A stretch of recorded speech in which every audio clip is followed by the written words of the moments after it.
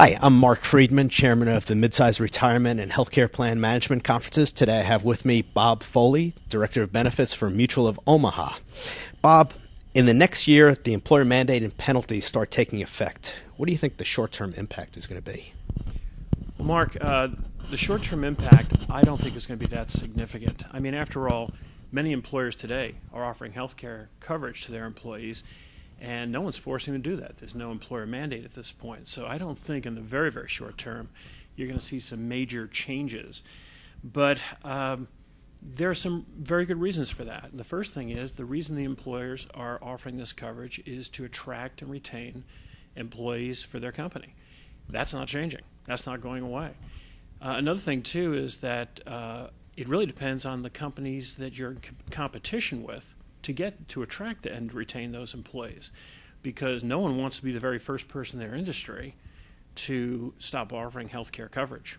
It is the number one requested benefit by employees to their companies, according to the Society for Human Resources Management. It's been that way for almost 15 years, and I don't think it's going to change soon. If we look at the longer term, I agree with you about the short-term impact. What about the longer term? What do you think favors employer-provided health care continuing? In the context of today's laws, one of the most important things for employers and employees are the tax advantages under our current law. Premiums are paid by both companies and employees on a tax-free basis. Benefits are received on a tax-free basis. That is very, very significant, and that is going to continue to help the employer-based group coverage market, I think, as we go forward. In another situation, I think the exchanges, as being presented today, are a rather fragmented marketplace, if you will, and employees are not asking to purchase their insurance on the exchange. But I think employees do appreciate the fact that employers have vetted the products that are offered to them. We have easy enrollment process, and we have automatic payroll deduction through their paychecks. And I think those are very important factors as we go forward here. I think that's a factor that's very often overlooked. Employees take for granted that we go through that process, and if they have to start looking at it themselves, they may come up with a new appreciation for what those benefits are actually worth to them. That's true, and I think there's some other things too, and that is the way that employers actually finance the products they offer to employees. They're using self-insured products, and the exchanges are relying pretty much on individual plans.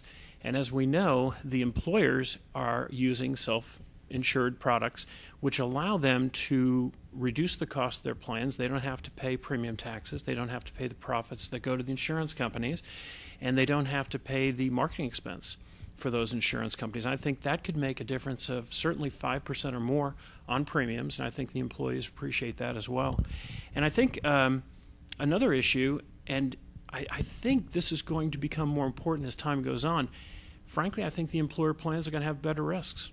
We've all understood that the exchanges may have more than their share or a disproportionate share of the unhealthy risks that are going to be very expensive. But I think the one thing that the employer has as an advantage is that the employee has to keep their job. That means they're healthy enough to work. I think that's going to be very important. Now, one of the interesting sidelights that I'm hoping comes out from the publication of the exchange rates is that people actually see what the full cost of health insurance is. Right now, participants generally see what they're having taken out of their own paychecks. So they may see for family coverage $200, which they think is incredibly expensive for health care. They don't realize that the real cost is $1,200. The employer is bearing $1,000 of that. So possibly when they see those numbers published, they see $1,200 a month or $1,500 a month for family coverage, they'll realize they're only paying a small fraction of that, and they might start appreciating that. So what do you view as the longer-term threats that exist to employer-based health care at this point? Well, Mark, I think the employer-based threats, and I'll just rely on my notes here, I think the most important thing that is coming at us is a known entity, and that is the Cadillac tax. We know that's going to hit in 2018. We know it's going to be a 40% excise tax on a single plan if the total costs are over $10,200. And I think that is going to be a very significant threat. I've heard employers say that once they get hit with the Cadillac tax, they're out of it. They're not going to offer employer-based coverage. Now, in all honesty, I'm not sure if that's really going to be the truth. But then again, it's going to be very difficult for an employer to avoid that Cadillac tax. I've heard announcements from consultants that say that 60-odd% or more of employers are bound at this point in time to start paying that Cadillac tax come 2018. So it's going to be very difficult to ignore or avoid, rather. I agree with you, and we have precedent with the alternative minimum tax where it was designed to meet a very small percentage of people, and it was implemented in a way that it affects a broad cross-section of the American public.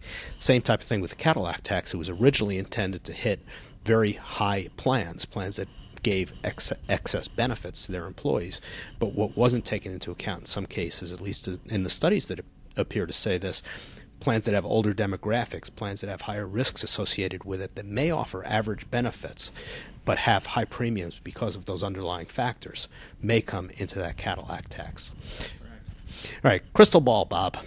Will we still have employer-based health care in 2020? Oh, that's a tough one. As we keep going out, it gets more and more murky, as you know. But I think if the laws don't change, I think we've got a good chance. Will the laws not change? I don't think there's much chance that they're going to stay the same. So I would say I think some of the actions that employers may take to avoid the Cadillac tax may bring on more regulation. For example, we see employers now are doing what they can to reduce the number of hours of employees to below 30 so they can avoid the employer mandate and the penalties that go along with it. Another issue you've seen where UPS very recently basically asked all the working spouses to pick up their employer's plan, which is going to make it very difficult for those families because they're going to have yet another premium. Right now, they probably still have to pay the family premium for the children and the working the worker at that company, but now they'll have an individual plan to pay for at the employer that the spouse is working at. They're going to have different plan designs. They might even have different plan networks in the same family, and this is going to be very irritating to people right now who pretty much feel shielded from all the exchange issues. And now they're going to be saying, this is inconvenient, this is not right, this needs to be changed. And that'll be another group of people that we're going to hear from. And I think what's going to happen is that's going to bring on more regulation, and I don't think that's going to be favorable to the employers and the system that we've put together here. Also, I think if the government tries to bail out the exchanges by starting a competition for the healthy risks, then we're going to have some real problems. I could see that being right now it's the reinsurance, or the transitional reinsurance program. Right now it's $63 per person starting next year. What if that starts going up significantly to bail out the exchanges? That could be a real problem. I think if they start putting limits on self-insurance, I think that will probably force some smaller companies out of the marketplace for providing this benefit. If the federal government allows employees to take whatever the employer would give to an employee for the subsidy of family and even single insurance, I think you're going to see the younger ones. There's going to be some significant competition for the younger and healthier risks, and that could force the employer's hand as well as to whether or not they're going to have a viable program going forward. And finally, almost having nothing to do with healthcare per se, but if there is a desire to perhaps get the deficit for the budget under control, all those tax advantages that we currently enjoy now could go away. And I think if any one of these occur, I think it's going to be a tremendous threat to our system. Well, I thank you. Best advice I can give is to stay tuned. What we tell our attendees at these conferences is make sure you understand the things that impact you today. Most of those are clear. There's still lots of regulations to come out for some of them, but make sure you're in compliance with all the issues that affect healthcare reform and try to plan as well as you can for the murky future that lies ahead with all the questions that sit there, whether the Cadillac tax stays the same, whether some of the other issues you've raised come to really have an impact on these plans and how we go about managing these plans in the future. I appreciate your time with us. Bob and I have been on a number of panels together. It's been a lot of fun working with you over those panels. Bob also conducts workshops for us at many of our conferences, and I look forward to working with you for many years to come. Thank you, Mark. Thank you, Bob.